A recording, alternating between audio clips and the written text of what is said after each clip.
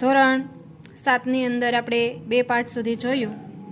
હવે પાઠ પદ્ય 3 સુભાષિતાની એટલે સુભાષિતો.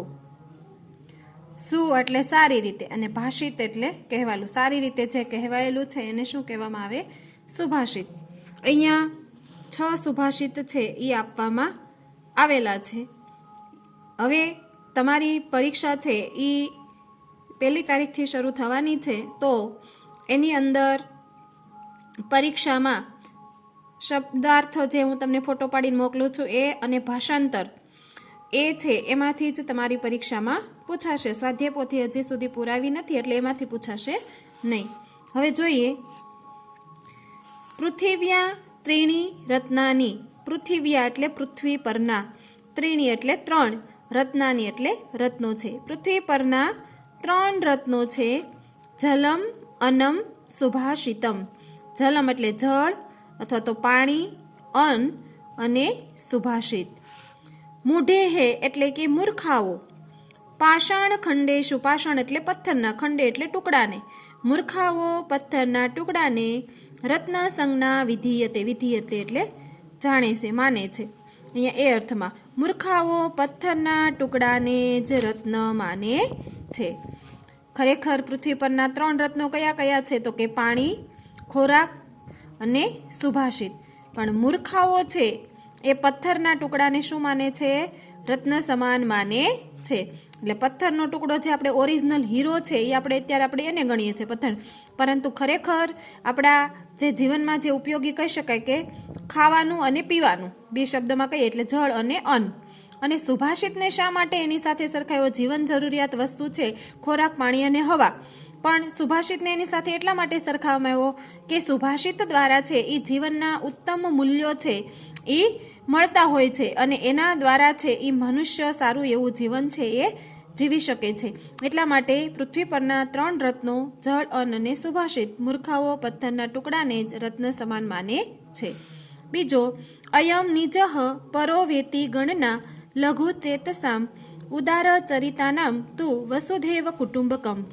અયમ એટલે આ, નિજઃ એટલે પોતાનું, પરોહ એટલે પારકાનું છે, વેતી એટલે એવી, ગણના લઘુ ચેતસામ, લઘુ એટલે સંકુચિત અને ચેત એટલે મન, એવી ગણના સંકુચિત મનવાળાઓની હોય છે.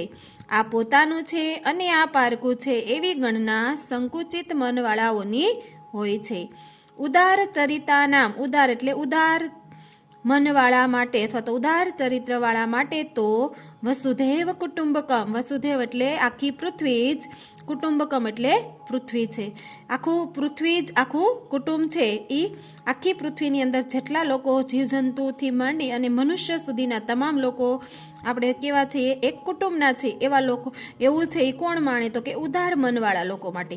અને જેની સંકુચિત મન છે, જેની સંકુચિત મનોવૃત્તિ છે એ તો શું કહેશે કે આ પોતાનું છે, આ મારું છે, આ તારું છે, એવી ગણના કરે. પરંતુ જે ઉદાર જેનું હૃદય છે, એનું મન છે, એના માટે તો આખી પૃથ્વી જ કુટુંબ છે.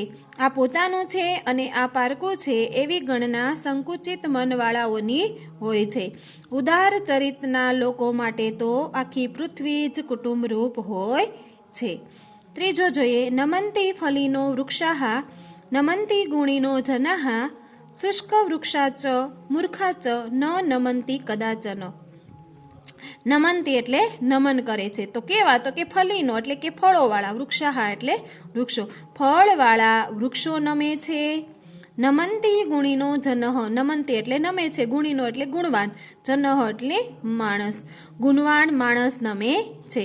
શુષ્ક એટલે સુકાઈ ગયેલું, વૃક્ષાચ અને ચ પેલા લેવાનું, અને સુકાઈ ગયેલું વૃક્ષ, અને મૂર્ખાચ અને મૂર્ખાઓ ન નમંતી કદાચન. કદાચન એટલે ક્યારે પણ નમતા નથી.